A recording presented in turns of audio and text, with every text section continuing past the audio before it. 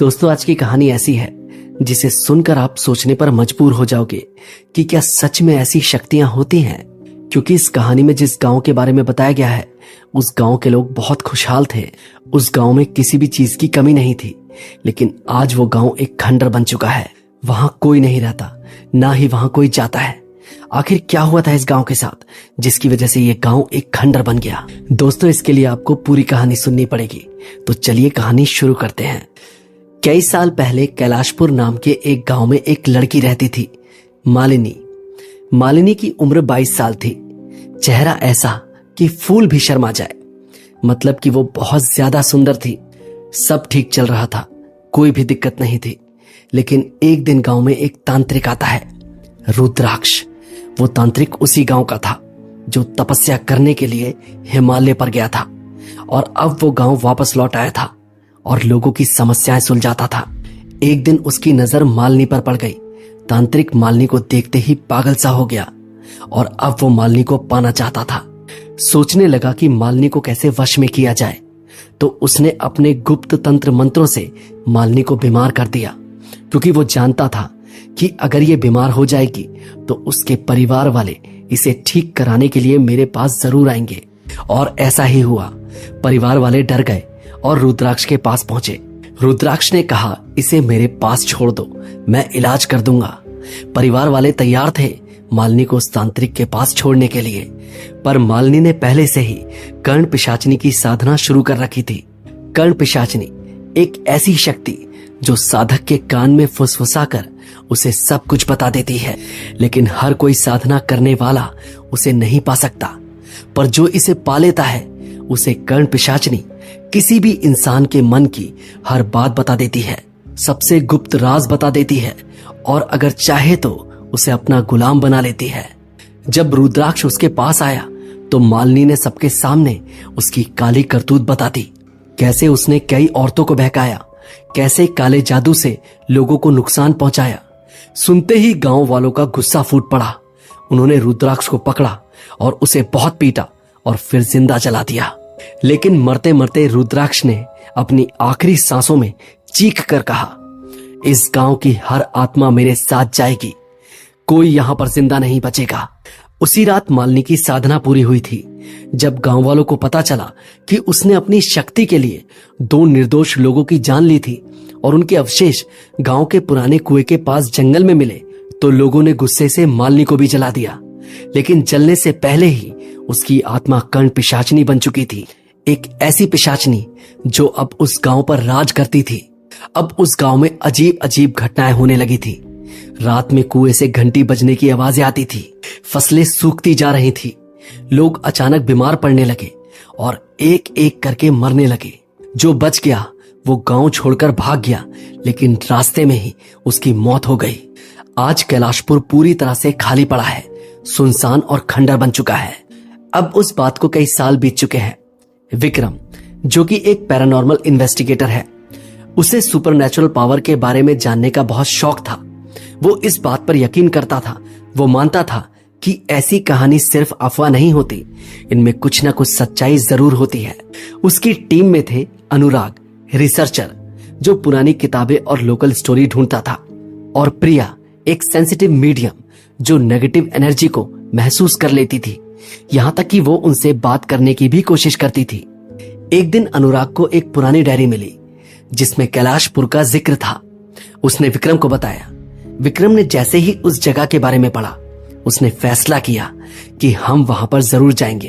अगर कर्ण पिशाचनी सच है तो हम उसे रिकॉर्ड जरूर करेंगे। तीनों ने फैसला किया कि हम वहां पर जरूर जाएंगे। उन तीनों ने अपना सामान बांधा और वो सब कुछ अपने साथ रख लिया जिसकी उन्हें वहां पर जरूरत पड़ने वाली थी, जैसे कि night vision camera, EMF meter, temperature sensor, torch वगैरह वगैरह। वो तीनों कैलाशपुर पहुंचे। रात के 11:30 बज रहे थे। गांव के बाहर एक पुराना शिव मंदिर था जहां पर एक बुजुर्ग आदमी बैठे थे। देखने में लग रहा था कि उनकी उम्र 80-90 साल की है। सफेद दाढ़ी और धोती कुर्ता पहने हुए थे। वो मंदिर के पुजारी थे और मंदिर में ही रहते थे। ये तीनों उनके पास गए और पूछा, बाबा, क्या यहाँ आसपास कोई होटल है जहां हम रात को रुक सके? बाबा ने कहा, बेटा यहां से 40 किलोमीटर दूर तक तुम्हें कोई होटल नजर नहीं आएगा। तुम एक काम करो, तुम रात को इसी मंदिर में रुक जाओ और सुबह जहां तुम्हें जाना है वहां चले जाना। वो तीनों वहीं मंदिर में रुक गए। रात को जब वो आपस में बातें कर रहे थे तो बाबा ने उनकी बातें सुन ली। बाबा उनके पास गए।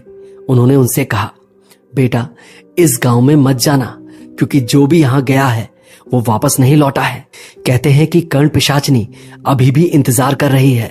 पर विक्रम मानने वाला नहीं था। वो इसीलिए तो यहां पर आया था क्योंकि उसे कर्ण पिशाचनी को रिकॉर्ड करना था। उसने कहा, ठीक है बाबा, हम देख लेंगे, और वो सो गए। सुबह जब वो लोग गांव की तरफ जा रहे थे तो बाबा ने उन्हें विभूति और एक लाल धागा दिया और एक मंत्र भी बताया। कहा कि अगर जरूरत पड़े तो इसका इस्तेमाल कर लेना। वो लोग गांव की तरफ चल दिए। गांव बिल्कुल सुनसान पड़ा था। सभी घर टूटे फूटे थे। ऐसा लग रहा था कि जैसे पूरा गांव खंडर बन चुका हो। वो आगे बढ़े। उन्हें हवा में तेज गंध आ रही थी, जैसे कि कोई लाश सड़ रही हो। उन सभी ने अपनी नाक पर रुमाल बांध लिया। थोड़ा आगे चलने के बाद उन्हें एक औरत के हंसने की आवाज आने लगी। डरावनी आवाज, जैसे कि किसी कुएं से आ रही हो। वो बात ही कर रहे थे कि उन्हें घंटियां बजने की आवाज सुनाई देने लगी। आगे पुरानी हवेली थी। वो हवेली के पास पहुंचे और वहीं पर उन्होंने अपना नाइट विजन कैमरा और ईएमएफ मीटर, टेम्परेचर सेंसर सब कुछ सेट कर दिया। सोचा कि रात में इसमें कुछ ना कुछ तो रिकॉर्ड जरूर होगा। लेकिन तभी उनकी नजर एक बूढ़े आदमी पर पड़ी। वो उस हवेली के मेन गेट के पास खड़ा था। उसके शरीर पर जले निशान थे। उसकी आंखें लाल थी और वो बस उन्हें घूर रहा था। वो तीनों डर गए। प्रिया ने कहा, ये रुद्राक्ष है और अभी भी यहां पर फंसा हुआ है। अचानक प्रिया जोर से चीखी और जमीन पर गिर पड़ी। अनुराग और विक्रम प्रिया को उठाने के लिए भागे तो उनकी नजर पड़ी एक औरत पर जो प्रिया के ठीक पीछे खड़ी थी। निर्वस्त्र, पूरे शरीर पर काले रंग का चिपचिपा पदार्थ लगा हुआ था। लंबे काले बाल जो चेहरे को ढक रहे थे और होठों पर शैतानी मुस्कान। आंखें पूरी काली और वो धीरे धीरे उनके करीब आ रही थी। तभी हवा में फुसफुसाने की आवाज आने लगी। ऐसा लग रहा था कि ये फुसफुसाने की आवाज उनके कान के बिल्कुल नजदीक आ रही है। यहाँ पर क्यों आए हो? मैं तुम्हें नहीं छोड़ूंगी। विक्रम ने घबराती हुई आवाज से पूछा, कौन हो तुम? वो बोली, मैं मालनी हूँ, वही मालनी जिसे इस गांव वालों ने जिंदा जला दिया था।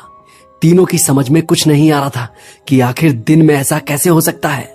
विक्रम ने जल्दी से बाबा से मिली विभूति निकाली और वो लाल धागा तीनों ने अपने हाथों में बांध लिया और वो मंत्र पढ़ने लगे जो बाबा ने बताया था। मालनी पीछे हटने लगी। अनुराग ने प्रिया को उठाया और जोर से चिल्लाया, विक्रम भागो, जल्दी यहां से भागो। तीनों वापस मंदिर पहुंचे और बाबा को सारी बातें बताई। पहले तो बाबा नाराज हुए कि मैंने तुम्हें मना किया था कि वहां पर मत जाना, पर फिर भी तुम वहां पर गए। चलो कोई बात नहीं, मुझे इसके लिए एक यज्ञ करना होगा, नहीं तो वो तुम्हारा पीछा कभी नहीं छोड़ेगी। बाबा ने यज्ञ शुरू किया और उन्हें ठीक कर दिया। विक्रम ने बाबा से पूछा, बाबा कर्ण पिशाचनी और रुद्राक्ष एक साथ कैसे हैं?